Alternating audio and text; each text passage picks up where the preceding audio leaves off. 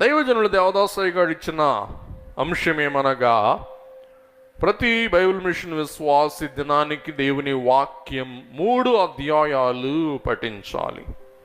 Bible machine వారు చేయు పనులు కాబట్టి 3 అధ్యాయాలు చదివి పూర్తి చేయాలని చెప్పి చదవకూడదు. 3 ఇడ్లీ తినాలని ఎంతమంది తింటారో ఒకసారి చెయ్యొద్దండి. తినాలని తింటామా? తిన్నాం. ఏం చేస్తాం?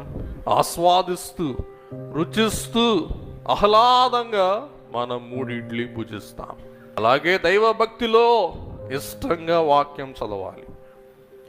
దైవజనులు అన్నారు, దేవుని వాక్యం పారాయణం చేయకూడదు, కానీ ఏం చేయాలి? అధ్యయనం. అందులో ఉన్న సంగతి మనం గ్రహించాలి. గమనించండి, నువ్వు దేవుని వాక్యం చదవటం కాదు, దేవుని వాక్యము నిన్ను చదవాలి.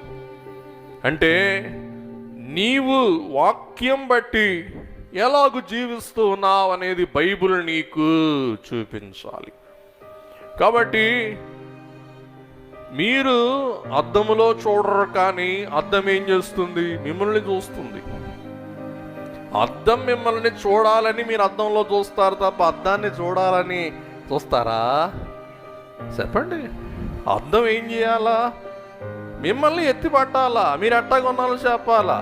వినండి, మీరు టీవీ చూస్తారు కానీ టీవీ చూసినట్టు అద్దం చూస్తారా? చూడరు. అద్దం ఎందుకు చూస్తారు? అద్దం మిమ్మల్ని ఎలాగో చూస్తుంది అని అద్దాన్ని చూస్తారు, అవునా కాదా?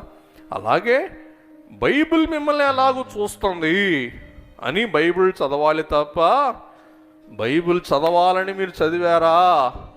మీరు బైబిల్ 100 సార్లు చదివినా మీకేమీ ప్రయోజనం ఉండదు. గమనించండి, స్కానింగ్కి వెళ్తారు, కొన్నిసార్లు స్కానింగ్ పనిచేయదు. స్కానింగ్ తీయించుకునే లాభమా? లాభం లేదు. అలాగే దేవుని వాక్యం మనల్ని చదవాలి. మనం దేవుని వాక్యం చదవటం కన్నా. రెండవది ప్రార్థన.